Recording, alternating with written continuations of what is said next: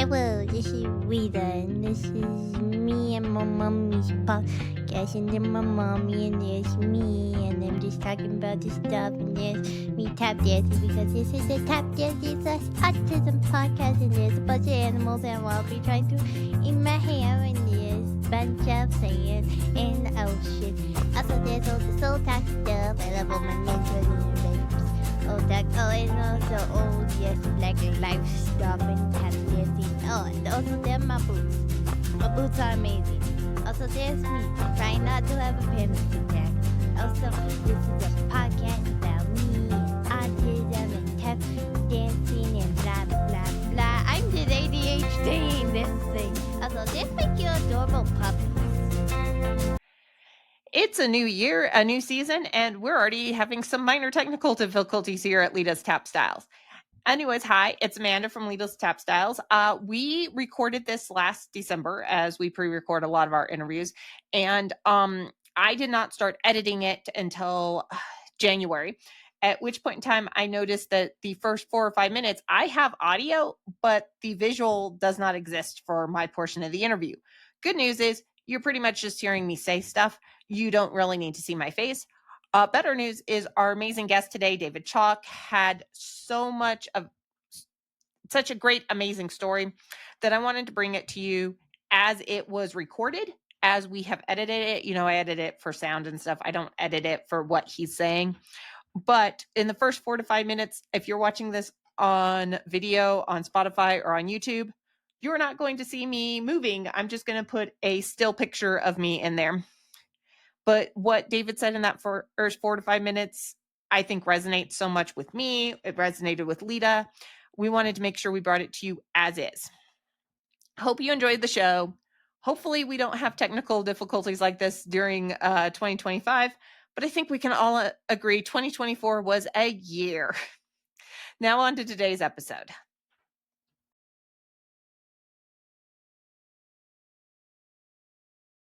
Hi, welcome to Friends Fridays here at Lita's Tap Styles. We have David Chalk on today, who has an amazing story that I'm sure is going to resonate with all of you.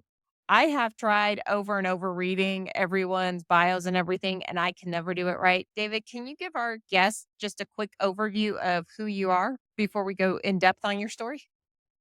Sure. What would be the framing that you would like for it? Like from when Just, I was a child, what went wrong and oh, where I ended? just like a quick blurb, just so they know who we're talking to as we're heading into this. Okay. My name is David Chalk. When I entered school, I was an undiagnosed ADHD, dyslexic, slightly on the spectrum, prosopagnosia, and about 10 other cognitive challenges. I went through school unable to read. And fortunately, on graduation, my mom had always spent a lot of time with me, and that was a very important thing. I decided, or she said, I could pretty well do anything I want in life, even though I couldn't read. So first thing I did is I became an airline pilot when I was 22, flying 737s. My ADHD didn't like that, being trapped in a cockpit. So I bought one of the first Apple computers and took it apart and learned how they were built. And my brother and I started a computer manufacturing and selling company. Took it up to about $150 million. And then after that, I did about 3 or 4 other companies. And right now, I am working on artificial intelligence to develop a software application that everyone in the world can use to help them learn to read. It's very powerful because I only learned to read at 62. And when I learned it, I learned so quickly that I realized that technology or that methodology isn't being taught in schools. So I wanted to bring it there, and I'm actively underway on that. You kind of froze up a little bit there, but Riverside will catch all that, thankfully. Lita's just giving me a look like I didn't get all of it. Um, she's got an auto processory disorder along with everything else. So words are Mm. listening sometimes is hard for her. Yeah, I Okay. have that You, too. you, um, you and I talked originally. Learning to read is so important, especially as a young child when you are that sponge. I watched the documentary last night and again Oh, this morning that you suggested. It was amazing. Can you kind of talk about how, as a young child and into your education journey, not being able to read and the dyslexia affected you? Yeah, it was very difficult. The truth of it is, on grade 1, the very first day, I walked into the classroom, and the teacher decided to choose me first to come to the front of the class and read, and I froze. And the teacher said, I should be able to read it. It's very basic stuff. And I couldn't. And the classroom erupted into laughter. And that was really the end of my education confidence career. From then, for the next 12 years, I was bullied. I was challenged. I was put in the dumb row. I got what's called the strap. I was made to sit in the corner with my back to the class. Always told that I didn't want to learn. However, dyslexic children and ADHD, and even those on the spectrum, they try harder than anyone else because they want to fit in. They want to have a good life. So there were times when I was put in the hall. I wasn't allowed to sit down. I had to stand up against the wall. And if they really thought I wasn't trying, which they couldn't understand that I was, I'd be punished even more. I made it through school because I worked hard. My mom supported me. The bullying and harassment, anyone that's lived through this knows what it's like. Life is hell as a child going through that. Your self-esteem, shame, all of those things build up. When I was in the last year of school, the counselor told me that, people like you, David, end up on the street or in. We sometimes my home internet hates me to no end. Okay. Computers can make our lives easier in some ways, and in other ways, they make our lives harder.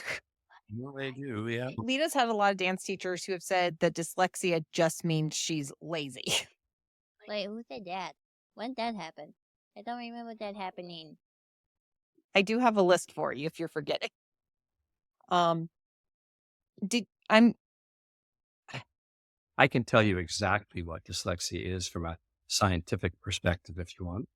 That's what I was hoping. My brain just went off on that because I know she was diagnosed as dyslexic by the ophthalmologist, which is probably not the number one place most kids are being diagnosed. Yeah, I don't work in that area because I don't not I don't say I don't believe in it, but labeling children makes it hard, but they need to understand, or the parent needs to understand so they can get extra services in certain schools, right? But if you want me to just tell you so that your listeners can truly understand what it is, I've spent Yeah. years working on it from post-documentary and because of the software I'm developing. Dyslexia means not able to, lexia, read. It is not a condition. It is a name of a number of cognitive issues in the brain. And a cognitive issue means a part of the brain that doesn't work properly. So when the average person learns to read, and reading is not a natural thing, it's about putting a sound with a symbol. And there's nothing in nature over, 100 million years of evolution. We never had to do that. We look at something and know what it is. We can learn to speak and hear without anything. Reading is a special thing. And for the average neurotypical person, meaning the brain works okay, when they start to read, comes in through the eyes, it goes to the back of the brain on the occipital region back here, and is broken up from the letters and the sounds, and then we say it. For some children, about 50%, when they go to read, that wiring from the eye to the occipital area in the back is not very strong. It's not that it doesn't exist, but every brain is wired differently. So when you start to read and the eyes see it on the page, this front up here, this what's called the frontal cortex goes, hey, we're not putting it where we should. I'm going to take it on in the frontal cortex. And this is where all the problems begin because that front part of the brain is our thinking, our intelligent part of the brain. And it is the comprehension. So that what makes you stupid, if I were going to use that term, is that part of the brain. So when you start to read, if you're a neurodivergent and have any sort of conditions that are brain related, the brain will start to use the frontal cortex. Now, the frontal cortex has to sound out every symbol. It can't make them flow and it can't go quickly. It can sure do math and it can sure figure out the size of the universe, but it cannot take a letter and attach a sound and do it quickly. Now, it just continues to do it. And if that continues, that part of the brain, which is the thinking part of the brain, is not there to help on other things. 80% of it's being used up by trying to read. So the label becomes you're stupid because you can't use it for what it's really meant to use. So for the future of that is we got to put it in the other part of the brain. But for anyone that ends up being that way, the term they use is dyslexia, but it could be a whole host of things. And one thing for sure, dyslexic people that are labeled that way, once they do learn to read and do survive this problem, they've actually empowered that part of the brain. And many of them, like Albert Einstein and Edison and Bill Gates and Steve Jobs, you name it. Every famous person, Einstein, anyone, all had dyslexia. And it's a matter of staying confident and believing in yourself because the world, unfortunately, does tell you you're dumb and stupid. Stephen Sondheim, who won 13 Tonys, I want to say off the top of my head, for writing musicals, Mm. absolutely positively dyslexic. Yeah, the music and here are the 5 top careers that people gravitate towards. And I did all 5 without knowing it before I ever got diagnosed at 42. So one of them is music, brilliant in music. One of them, out of strange, airline pilot, and I became an airline pilot as well too. Another is entrepreneur, and most entrepreneurs, over 45% of them, are dyslexic. And the other 2, architecture and engineering, because dyslexic people have very spatially oriented brains, so we can see and understand. And that's one of the attributes of a dyslexic person when they go into the workforce. Great creative thinking, like the music and architecture and design. Very good at problem solving, which is required in all of those skills, especially being an entrepreneur, and thinking outside of the box. So if we can help children graduate and get into the workforce and still feel good about themselves, they got skills that change the world. They definitely do. I know I pick on my little sister sometimes on the podcast because she is an amazing engineer. I told you, if your electrical grid goes down and it's a substation, it's probably her fault. Is she dyslexic? She is she was never diagnosed. The teachers just said she was too dumb to learn to read. And I'm Well, like, that sounds we'll take that. And now, look, what were one of the 5 careers I said people go in? engineering. And then you have it too, do you? I have it too, but I went into theoretical physics and then went into politics. So Okay, well, look at the 2 though. Theoretical physics is engineering science, right? And now you've done podcasting, so you're in 2 of them. It's always the same without knowing it because your brain gravitates towards it. well, and the part of politics I'm in is get out the vote. I do all the math behind the scenes to tell people and come up with the formulas going, here's how we can tell you how many people are going to vote in your district. But you have to talk to people, and that's part of it, right? I try really hard not to talk to people. Well, it's not comfortable. I shut down talking when I was in school. And now for a career, I did television, radio, as part of it. But I wasn't comfortable doing it. I just felt that I could do it. So you do it. I same way. I'm like, I don't like talking to people. I like hiding in my basement, doing it and giving it to someone else. Well, you're talking to Um, me right now. I I find neurodivergent people are easier to talk to sometimes than neurotypical because they're like, explain to me how this formula works. And I'm like, well, the numbers have to talk to you and they just don't talk to you. Right. More Um, creative in thinking and more understanding of other people because we've been through so much. We don't want to put pain onto other people. yeah. I know one of the reasons Lita got diagnosed was we were in the ophthalmologist for a lazy eye, and they were like, oh, yeah, her eyes are also not tracking the right way, Mhm. which you can pick up the mic and talk. It is a pod. Hi, Lita. Repeat what you just said. I mean, isn't it white web? I mean, that makes more sense. White web, white web, white web, white web. Her eyes track right to left, not left to right. Mhm. Right. And remember what I said with all of the cognitive functions? Reading is one of the core ones, that it's all about the eyes. And where does it go into the occipital part of the brain? Eye tracking is actually related to that as well. I have a thing called prosopagnosia, which is recognizing the human face. I can't do it. Sounds straightforward, but one of the hardest things a human can do. Where is that located? In that same part. So what we find with neurodivergent people, many of the challenges are related to the eyes taking in information. Um, Lita has it, and I have it in two different ways. Well, and it affects her dance in ways that I don't think dance teachers were completely understanding, because when you learn to dance, there's a lot of them trying to teach you, like, pick a spot on the wall, track that spot while you're turning around. I, Doesn't work if you have an eye tracking issue. yep, I get it. You can say that into the microphone. Pick it up and talk.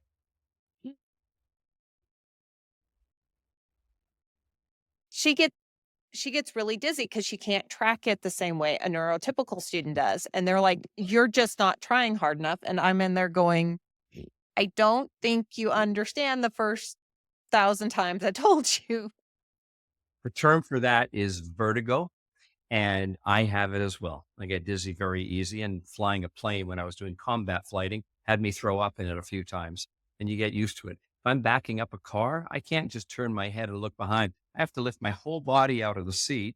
Otherwise, I get dizzy. So again, she has what neurodiverse people have. And it's unfortunate that we'll call neurotypical people will not understand and learn that you can't just go around these things. They're real. And if you adjust for them and allow people to compensate, they're going to have all sorts of other brilliant skills. Like you said, she's a great dancer in spite of all that. She's probably better because of it, because she tries harder. There's a jump combo twist she does that I have laughed as the older kids who are supposedly better in her class are sitting there trying to do it, but they're neurotypical. Their brain isn't miswired. They can't do it. Seriously, Yeah. couldn't you have just gotten a video of the teachers trying to do it so I could laugh at them? I mean, seriously, niceness is thrown out the window when you laugh at me a thousand times. Niceness is out the window. That's Out the funny. window. Well, I'll, again, because I'm coming from the science side on it, that is another factor, spatial awareness. That is why architect, engineer, and pilot, because we have to understand the world. So for her, being able to do these three-dimensional moves, she has more skill than probably, 75% of people out there, because about 15 to 20%, have challenges like this, but they're not in dance. So she could very well be one of the best ones there. And it does, like she said, she probably shouldn't be wanting to laugh at the teachers trying to do it after they told her she was stupid, she was a baby, she couldn't do anything. But I kind of get where the niceness starts going away at some point, Yeah. right? No, I get it. Yeah. Like you keep saying, dyslexics wind up in certain fields, neurodivergents wind up in certain fields. Hearing pilot, a lot of people would be going, but you can't fly a plane as a pilot with dyslexia. Um, how is flying a plane with the dyslexia? Okay. Well, because those are five of the careers that naturally function for the brain, I'll tell you two things that will give you an idea of how it was or three things. I was the youngest pilot to fly a 737 jet. I got 100% on my exam. And after one time with the pilot, although you need about 11 hours to fly by yourself, the very first time I took the plane off myself, flew it, did all the spins. I don't know how I knew how to do it. They were just natural. I brought it back. Now he had his hands near the controls. We land and he goes, David, is this a game? Are you kidding me that you don't know how to fly? I go, no, I felt it.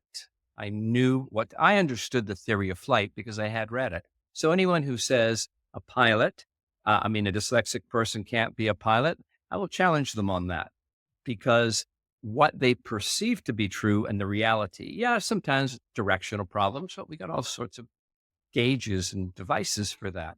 But fundamentally, flying is about manipulating a three-dimensional space safely. So we are some of the best. I have some friends who will be very jealous about you taking off and not needing more lessons technically, because I think a few of them needed a few extra lessons when they were flying. Most people do. Like flying is not an easy thing. It's a skill that you have to learn. But it's just like Leda, it comes naturally as soon as you understand. So I had watched a number of videos on how to fly a plane, so I knew exactly what to do. Now all I had to do was get in and do it. You were also talking about being an entrepreneur and all that fun jazz. Mhm. I said I was running a little bit behind today because I was going through legal paperwork for the Yep. dance studio Lita starting, and the pit bull wants to make noise now, of course.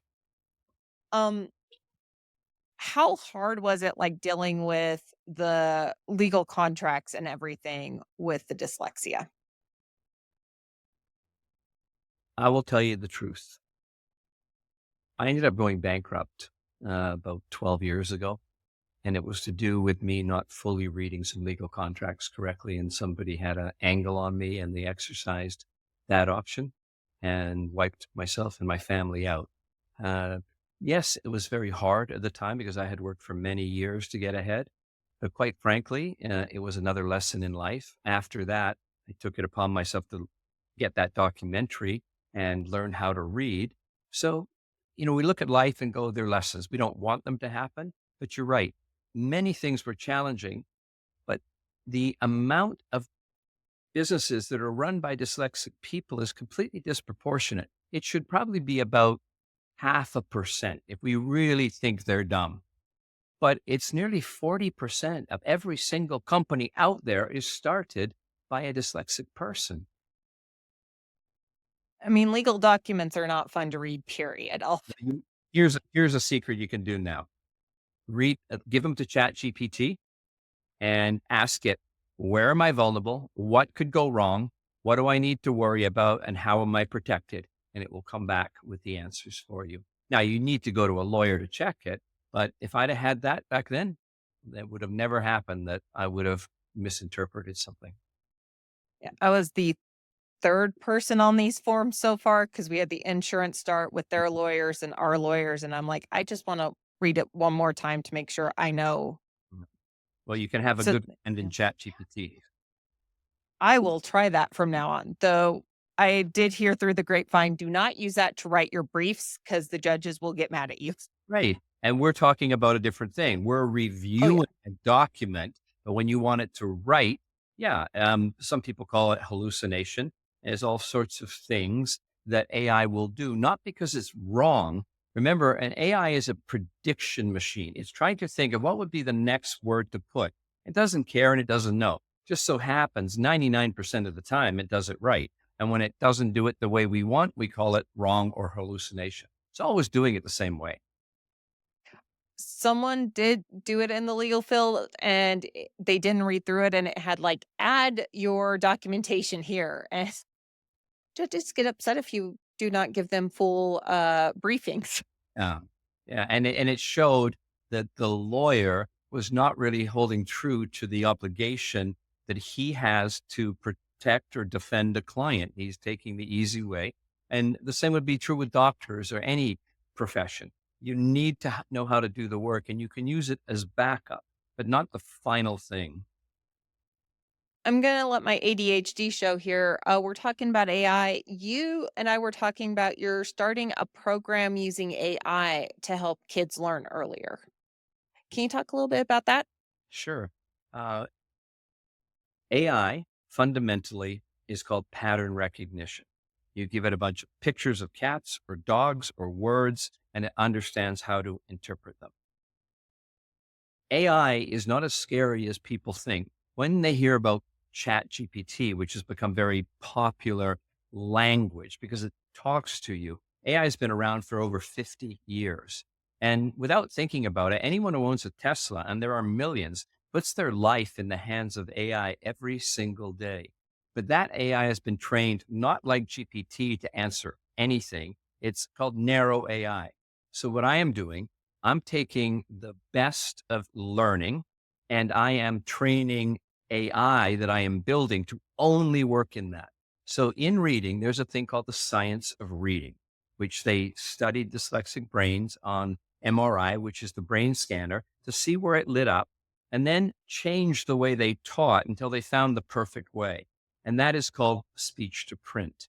So I'm taking all that technology. I'm taking the fact that you must teach a child one-on-one. Reading is a skill, and the education system can't do it, and they won't be able to do it.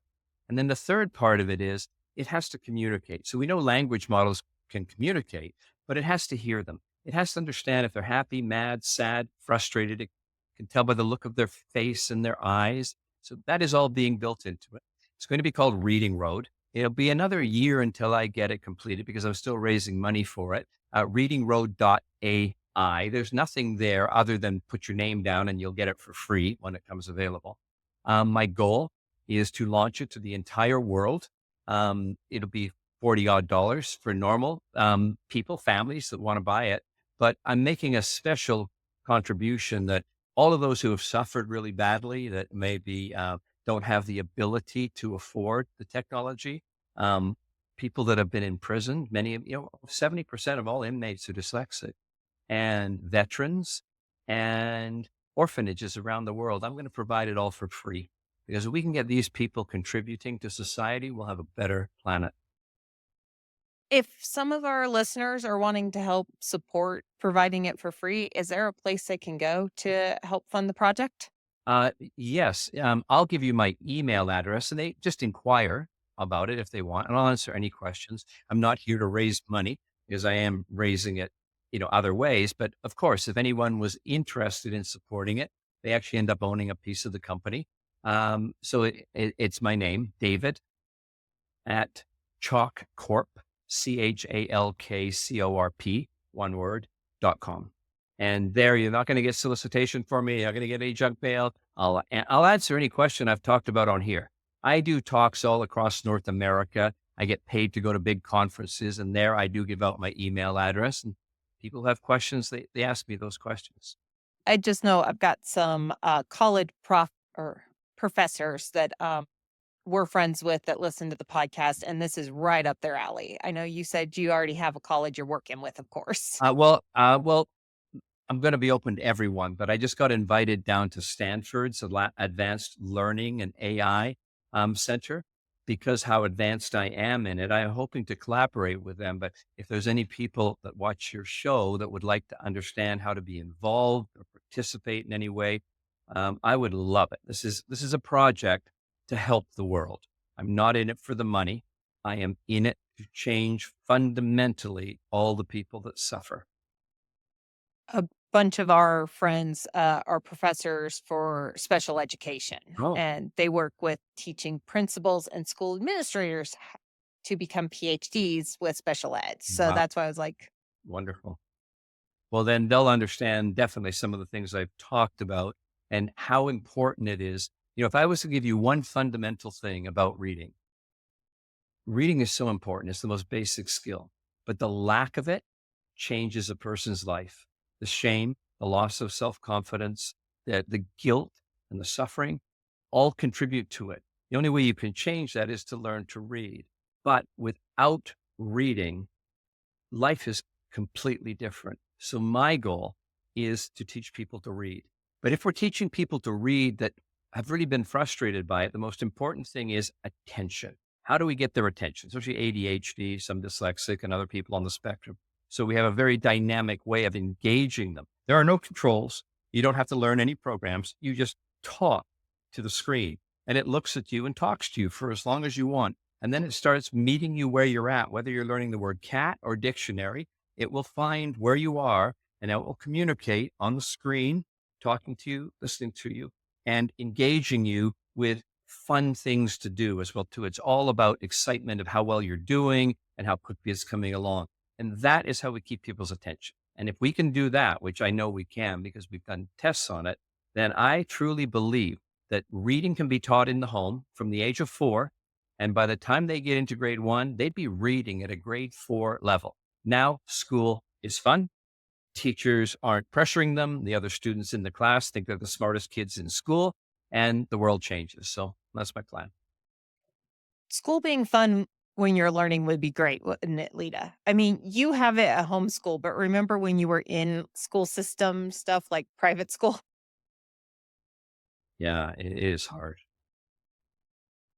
All I remember is why would you make the tiny, tiny freaking library a timeout zone and then not fix the freaking steps to that tiny library?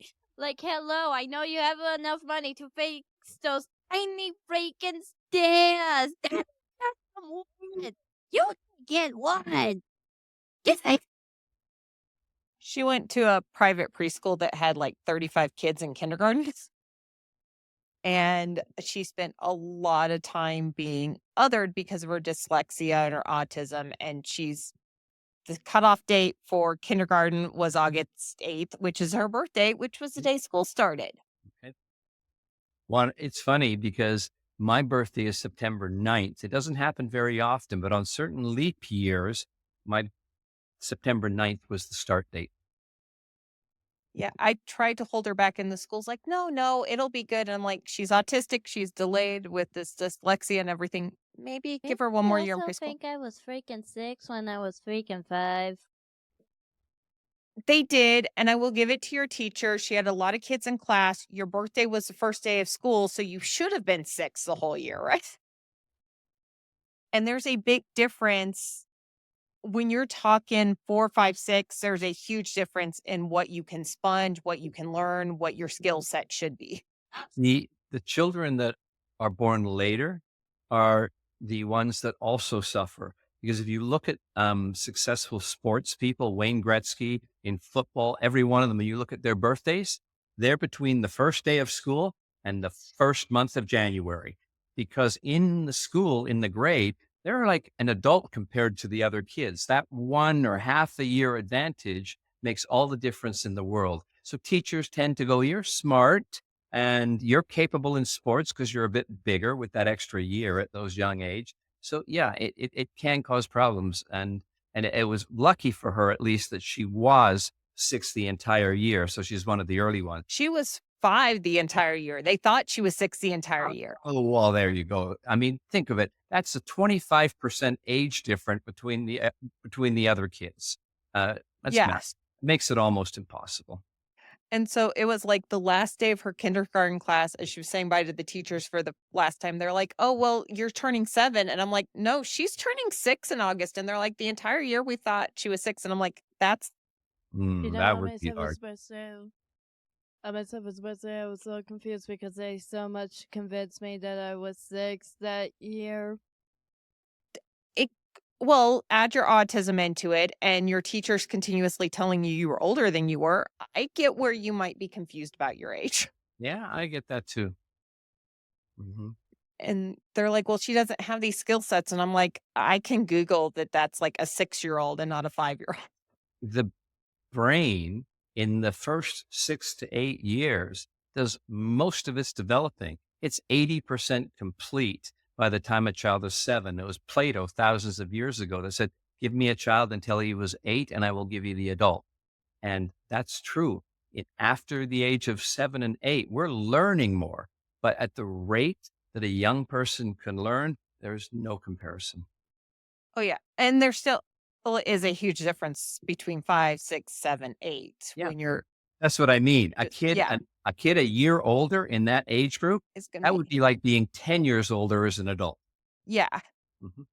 And we had that problem with dance because she was always amazing at dance. So she was popped up with the older kids. It wasn't the dance. No, I'm talking about but, like, you've been popped up with high schoolers when you were in elementary school, and the adults are expecting you to be at a high school level, and it's Right. like, just because her dance is here, her education is not. Yeah. Did they never tell you it wasn't the dance that made them thought I was older? Like, they literally told me it was the way I acted outside of dance. Did they? They It was did the way I acted outside of dance and everywhere in life. she also gets tagged as older because she was, like, at 7, she was in with the middle schoolers. By 9, she was in with the high schoolers, and the teachers are like, "Well, you're not chit-chatting and being crazy in class, so you must be older." And I'm like, "Or she's just not caring about SATs when she's 8." Hey, I hear it all the time. And this is why, like you as a parent, I can tell you one thing. If it wasn't for my mom supporting me, that counselor would have been correct. I would have been on the street or in jail, not because I had a bad mind, because I wouldn't have been able to survive. So any parent out there, I absolutely applaud you, especially like for what you're doing, Amanda, with Lita. That's everything. That compassion and love and understanding are the only way we make it through, because inside we're hurting. Well, and I did want to have you kind of talk to the parents that listen to the broadcast that are questioning if their child's broken, or because I hear that a lot. My child's broken. My child's worthless. My child's not perfect, because they're listening to those counselors. Yeah. As a kid who had a mother who gave you an amazing support system, it sounds Like you, like. I'm sure. Yeah. How much did that impact your life, having someone in your corner like that? Let me think. 99.99999%. It would have not been possible any other way. And so, in answer to your comment about parents out there, and I'm looking them in the eye saying, you could call a child broken because of the shame and self esteem that they're suffering at school because they can't keep up. So, their self belief is gone. Their ability to learn, because when the mind starts to go negative, it loses its learning ability by over 30%. And so you disconnect and you don't want to learn. And then you would call that dumb, but they're not. They haven't had the chance. But the thing that a parent can do, and this is what my mom did, self esteem is how you present yourself in the world. Self worth is what you believe inside. So my mom never called me broken. I didn't get tested, so we didn't have any people saying, he can't do it. And they may well have done it. But she always had me believe that just because the education system doesn't work, David, when you get older, I know you'll be capable of anything. And, I think that was part of the challenge. I went on to create multiple $100 million companies. If you remember the BlackBerry, I sold one of my companies to the BlackBerry company. I've worked with all the largest ones. I still couldn't read, but because I had self worth, I knew, and self worth is values, integrity. And if your child can maintain those core things, they can make it through anything. So love your children, hug your children, and especially for parents who have autistic children. I developed a clothing, a compression vest, the way you have weighted blankets. It was like an undershirt that a child put on and it pulled it in tight. Well, when you hug a child, the brain sees it as being safe and it releases a hormone called oxytocin, which is the love hormone, which brings comfort. So when a child is stressed or upset, the thing you can do when they're a baby, you swaddle them in a blanket tight. That is why you do it. You compress them. When they're a young adult, you speak positively and you hold them and you hug them. And this vest that I developed was specifically like that, a weighted blanket that you would wear it in the day. And those children claimed that their anxiety was down 50 to 70% when they wore it. And that pressure on the torso is part of nature to have children when they're growing up to understand what it means to be loved and cared for. It's part of evolution. Uh, I am impressed with that because I know exactly which vest you're talking about. It's a very big one in the community. I do not understand the parents who are listening to the teachers. We never had Lita diagnosed in the school system. All of her diagnoses come from actual medical professionals. Like her autism was a neuropsychologist and a developmental pediatrician, because there are, other physical issues that can happen with autism. Of And course. her doctor was like, well, let's check her for, because she's showing some of these other signs. TRICARE will pay for all these tests. If we ever diagnosed autistic, I'm going to have to fight for them if they're not. I'm like, well, then let's get this diagnosis. It's a shame. The more labeling, the more help. But the more labeling has the child think they're broken. And sometimes the parent and definitely the teachers is a catch 22. The more you try and solve the problem and the more they find out what is wrong, sometimes the more they use it against the child. And her first developmental pediatrician was great because he too was autistic and he wrote the book on autism recently.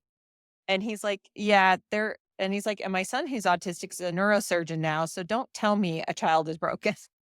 Right. That's why I can do what I do when I'm giving lectures. Don't tell me how a dyslexic mind thinks. Don't tell me how capable they are. And don't tell me how much love and attention matters, because no book, no one trained anywhere would ever understand the inner feeling of what happens. So that's why I commit my life to teaching people and also solving this reading problem, because I know if we can solve that, then we can stop the shame that comes in the education system. And it really is a shame that goes so much further than just the education system. In dance and ballet, you have to take a written test at some point to get to the next levels. You're giving me this is one of the reasons you dislike ballet is it's not meant for divergent Mhm. people. The look she's giving probably says a picture's worth a 1,000 thousand words for a reason. And I'm not against the education system. It's a wonderful thing. They can't do it. There aren't enough teachers. They can't change the systems easy enough. They can't teach reading the way it should be taught because it needs to be taught one on one. So they do the best they can. And tax dollars and the amount of money that's available determines whether there's 28 or 35 or 40 kids in a classroom. You may not realize this, but a study came out ranking all the states of, of where they are on the spectrum of good. And at the rock bottom is one state you wouldn't think it would be because they're well off. Most people are educated, lots of money, lots of schools. California just rated the worst in the nation for learning to read and education. So it tells you it's far more than just the classroom. We had her in a overcrowded private kindergarten where I'm paying, good money. Yeah. So it's not just the public school systems. Oh, She's homeschooled now, not because I distrust the education system, but because I could handpick how we were teaching her. And if that was audiobooks, that was audiobooks. so that's That was empathy. that Go was ahead. a really, really confusing school. I mean, I'm so confused why they never told you about the whole stealing the in my shoes thing. I mean, Wait, wait. literally, I was backed into a No, corner and literally put it on the ground so they could steal my shoes. The amount of things that we remember from our childhood that affect us that I don't think adults understand sometimes. the negative ones do tend to stick pretty good in the brain. It has that back, thousands of years ago to keep us safe from wild animals. But now, when we lose our cell phone or some incident happens and we remember it too well, it's unfortunate, but that was how we were wired. But yeah, like the whole reason we homeschool her is one, with her dyslexia, she would always be put in this stupid, and she's not stupid. Right. We have been working on getting her to read. She's kind of reading, but we're working on if you can't do it, let's do voice to text for text messages. Do, audio clips for people. Um, and I've had so many parents and teachers go, "Well, you're being lazy, just force her." We had a therapist that she had go, "Just force her to read. If you just sit her at a table and make her read." And I'm like, "That's not how it works." Persons should lose their license. Remember when I told you about the software I'm developing? One of the most important parts is empathetic understanding. So you're homeschooling her because you can choose, you can follow her pace, you can meet her where she's at, you can understand her feelings and emotions. So that is the most important part of what I'm building. It's not about AI. This is an AI project. It's just the fact that we can teach AI pattern recognition of faces and voices to understand the emotion in them. And that is how reading needs to be taught, exactly what you're doing for her. Yeah, you she's still upset. She also has texture issues, and they force fed her pizza because she needed to be typical, and people eat pizza. Go ahead. Oh, yes, if I throw up on you 3 times, it's not my fault you have so much laundry that smells like throw up. That's your fault. Yeah. If I throw up on you 3 times, then there's more than 3. That's your fault at that point. Not my fault there's throw up smelling clothes in your household. That's your fault. She's I ha- grown up a little you opinionated. were saying texture, how clothing rubs and touches, Texture of what, like pizza running through feels like too. in her mouth, Yeah. and like potato chips and French fries. And this speech therapist was like, "Well, if she doesn't eat junk food, we need to train her to eat junk food." And I'm like, out of all the issues we have right now, junk food is what we want to focus on. I don't know where these people go to school. Maybe they can't read because forcing people to do these things, they're real. I have it in clothing. It can't, if it rubs me the wrong way, it really bothers me. Only a tiny bit with things that go in my mouth. But on that clothing that I told you about, which is that for neurodivergent people, the seams are inside out because it affects people so much. And there's no tags in the back. So that we looked at every possible thing that could affect them to make it do one thing, calm them.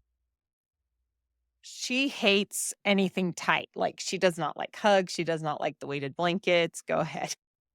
I hate pants. I will burn them. She wears shorts year round. We're in Colorado. We just went up to the mountains earlier this week. It's 29 degrees. She's wearing a loose hoodie and Nike Pro shorts. And everyone's like, yep, that's Lita. It's real.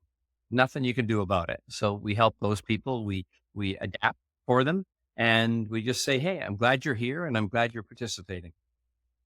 She had so many teachers who were like, but she should do this because this is what I heard on Google was she needs weighted vest. And I'm like, Dr. Google. Yeah, that's right. it's like, or they weren't Googling. And I'm like, I hate Dr. Google, but maybe just Google every now and then. Yes, and every time you Google up, every time you have a cold, you're convinced you're gonna die. I had one teacher that kept getting convinced she was gonna die every time she Googled stuff.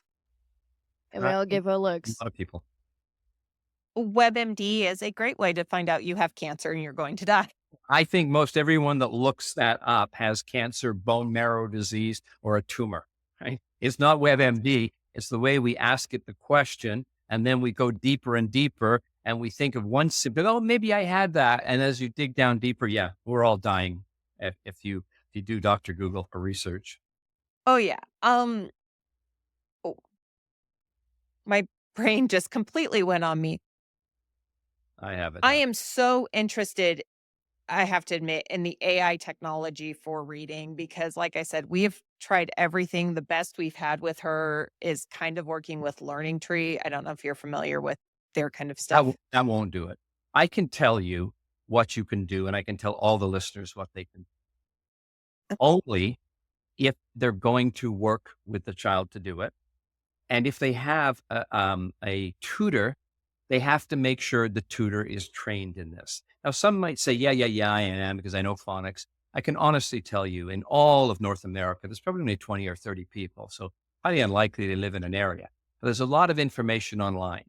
And this is fundamentally the truth because you saw it in the documentary. I learned to read in 11 hours. That's because I'm very focused and I'm very passionate.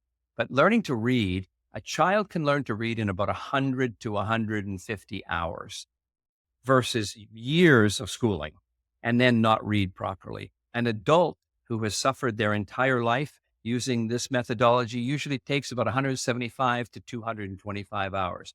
But you do it over 1 year for an hour a day and the problem is solved. And the methodology, there's many other components to it. You've got to have the empathy. You've got to be one-on-one. You've got to be diligent. You have to carry it through. That's what the AI helps with. It's your companion. But it is called speech to print. Now, when you ask professionals, they'll go, oh yeah, that's phonics. No, it's not. And I'll tell the audience why it's not. Phonics is about sound. Phoneme means the sound of a letter. So the word cat is made up of k, a, t, 3 sounds. You blend them together and you have the word cat. So that is, you could call it phonics. But I will tell you why this methodology works. You don't start by learning to read. You start by learning to sound out words. So if it was a very young person, like we'll use the word cat again, the child knows it. So in speech to print, you teach them the words they know. And as they get older, they know more and you can teach them more words. But we'll start at cat. And this is how it would be. You wouldn't look at the page and see a picture of a cat and a dog and try and guess which one it is, and then go to C and memorize the word, and then practice learning how to spell it. Completely different, even though it has a sound of phonics to it. They teach you in that every letter of the alphabet has a sound. Some of them have a couple sounds, like a C can be part of a ch or a k. So that is taught this way. Say the word cat, okay? Now, what is the first symbol, not letter? You learn that it is the C. You write it down. And then the A, you learn it is an A. This is part of the teaching. And then the T is a T. Now, you don't read anything. You do this with many, many words. And you keep practicing and the rhythm and the practice. That symbol is this. That symbol sounds like this. You learn symbols. Letters are symbols. It's a code. Now, when you've learned 100 or 200 ways to take a word and put it on a page, what is reading? Reading is decoding it. So you know how to read. And that's the magic of it, because I'm a computer person. I can't give you a software program before I code the program. We try and teach or force children to read by guessing and memorizing, and they don't understand the code of the English language. So for anyone who does want to understand it, there's lots of resources. One big one is Ebly, E-B-L-I. I'm not connected with them. Easy to spell. And you can go on YouTube and find videos on it. And I can assure you, if a parent really wants to help their child and commit to it, you use speech to print and you will make massive strides. But if you go to a tutor and they aren't certified in it, they'll say, yeah, I know phonics. But remember, phonics is sounds on a page going to the brain. Completely the opposite. This is out of the mouth. What are the symbols? Put them on the page. And now reading is taking them off the page. That might actually be the smartest idea I have ever heard in my life. That's what I'm inventing with my AI. Does that sound like that would be easier to read if you just had to learn to decode the symbols? Yeah. You're like, I'm picking up the mic. I would also like to say, do not use the fishy app. The fishy app is evil. The fishy? You know that we were 2021 and then we stopped doing it in 2022 when we moved here. The little dyslexic yeah. fishy app was the little evil piranha. Yeah, we tried it because one of your speech therapists suggested to do it, and it did not work. Well, It was children should not learn to read by looking at pictures and guessing words. Dr. Seuss is wonderful and all those books are great, but that doesn't teach reading. They can practice that. And I'll hear people say, oh, you should try this application or you should try this method to learn to read. And I cite the statistics. There are over 150 million people in North America that can't read. Over 2 million children graduate every year from high school, hardly able to read. If there was a single thing out there that actually worked, we would hear about it and every school would use it. So what I developed, the schools don't want it and they don't want to change. So I'm making it available to moms, parents to work with their children in the home, on the couch. They can use it together, laugh and have fun. And before you know it, the child is reading, creates the language based on the words they know. So they get to practice with the words they know, they get excited and they learn more. But every single thing you learn comes out of your mouth first. You can say it, you can put the symbols with it, then you can write it on the page. And anytime you come back, because you know how to code it, you can decode it. That absolutely makes sense. And maybe it's because of all the computer programming classes I took as a child, but it was a stupid game that they had her playing where the fish was supposed to go along, and if it got the word wrong, an evil piranha came and ate it up. They're fun. They're fun. Okay. But I just said there's 150 million people who can't read. So the piranha game should have solved that by now if it really did work. And it doesn't. I'm hardcore on that.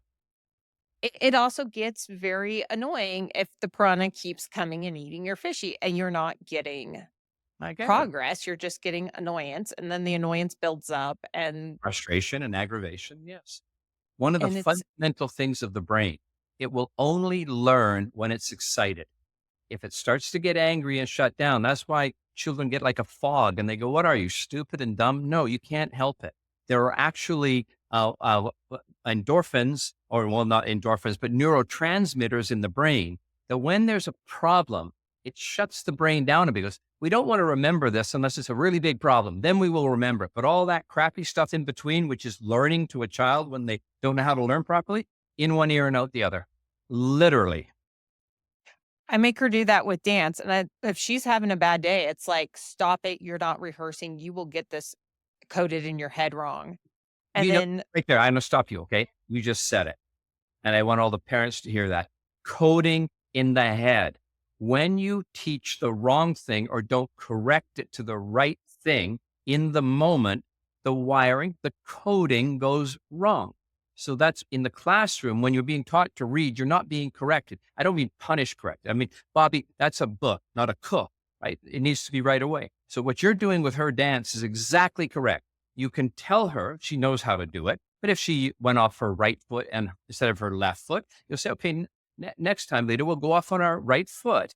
But because you're frustrated right now, we have to understand the brain is shutting down and we need to get away from that. That's where I said the hug, or if she doesn't like those, but anything that gets them back around and then they go back and try it again off the correct foot and they do it well. You cannot force learning.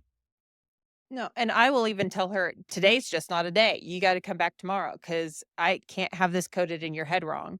Very few people know it. And if they understood the coding, and remember I said, if it's only kind of medium bad, it won't remember it. But when it's really bad, it does remember it. So when do you think the really bad crap happens? When you're forced to do something that you don't want to do right now, bam, locked in your brain. And that's like her memory of the shoes. That's like my memory of the first day of class. When we push children to that breaking point, you are coding it in their head for life. And it's harder to overwrite bad coding. You know what? You can't override bad coding. It has to simply have a more powerful place to go. That's why people have flashbacks. That's why they remember something they forgot, because it is there. But the new coding is more powerful. And the more you practice and the more you do it, but you could have a day when you remember something you wish you didn't, because it never goes away. True. But yeah, it is all about the coding. And I sound so, everyone in the dance world is like, you sound so scientific on that. I'm like, trust me, You are, it's and it is the correct. brain is a supercomputer. Wouldn't have been at Stanford discussing what I was discussing with some of the smartest minds in the world if what I'm saying to you isn't that very same thing. I'm not a scientist, didn't go to university, barely made it through school. But you know what? Just like Lita and me and you and your sister and millions of other people out there, when we want to do something and we're excited about it, like learning to fly a plane, I can pretty well learn it myself. It is amazing how we can do that by ourselves if we need to. And it is something that I don't think neurotypical people completely understand. You want to hear something really exciting? Many people may not know this, but this will make them feel good. So you know Richard Branson, right? One of the Yeah. wealthiest dyslexics in the world, okay? He just started a new company called Dyslexic University. And it's funded with millions of dollars. It's very exciting. It's on all the social media feeds. And you know what they actually do?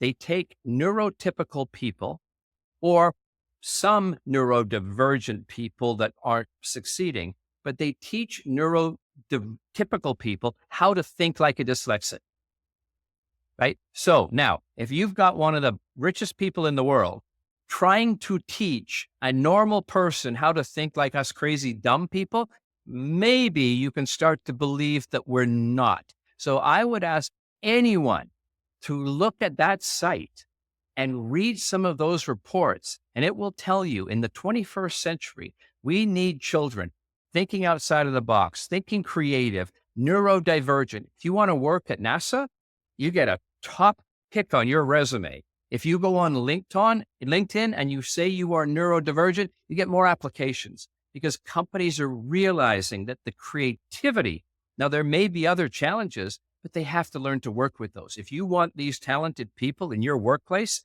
then you're going to have to give a little bit and support them. But yeah, when Richard Branson came out with that, I went, okay, high five. Now we know. We're trying to teach normal people how to be stupid. No, we can't be stupid. It is amazing, like I said, the number of parents who are listening to those counselors, or are actually books on how to mourn your child once they have the autism diagnosis. Don't forget the grandchild book. Don't forget about that. Don't forget about the grandchild book. Do not forget about that grandchild book. So help me, and they're probably going to make a great grandchild one too. Hopefully, they are not making a great grandchild book. She's a little opinionated about books on mourning this child you're never going to have. I would be too, because the child is right there, a loving child that just needs the right attention and doing the kind of things you are doing for her. That's why she's participating right now, because she Yeah. knows you care. And I have all these parents who want an Elon Musk, a Autistic, Steve Jobs, autistic, autistic um, as hell. I mean, Steven. what? A freaking armadillo freaking car. She thinks a Tesla Cybertruck looks like an armadillo. It does. Personally, I don't like it. That's okay. Oh, I think all the military kids on base are going out and buying them, and you can't go like 2 seconds here in Colorado Springs because it's a big Yeah, military town without seeing. it And she has starts screaming, has military armadillo look truck. to it. I agree. It's pattern recognition. If you've never seen anything that looked like a Cybertruck before and you saw it for the first time, you wouldn't like it. But if you've seen patterns, which I said is AI, which is the brain, and it fits into a pattern that you like, then you will like it by default. You can't I'm help. not The brain will do it. I'm not sure she 100% likes it yet, but she does. She's like, oh, look, it's another armadillo truck. It looks like an armadillo truck. Why did the engineers make a truck that looks like an armadillo? Armadillos. Neurodiverse minds come up with some very amazing ideas. The smartest in the world. You just mentioned two of them, Elon Musk, Steve Jobs, Bill Gates, Albert Einstein, Thomas Edison, Picasso. When those minds have the opportunity to do something, the same thing with Letta. When she finds what it is and it evolves in dancing or whatever else it is, but she believes it internally, and she will excel. Well, I know I promised you we'd keep this down to an hour, and it is almost at that That's hour way more mark. than. What do you mean almost? It's 1 hour, 2 minutes, and I've got- 12 seconds, 13, 14, 50, that.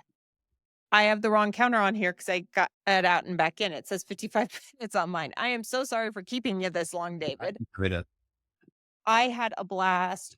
We're going to have you back on, especially to keep us updated on what the program's got going on and when it releases, to keep our audience up to date on that. We should probably make the next one shorter.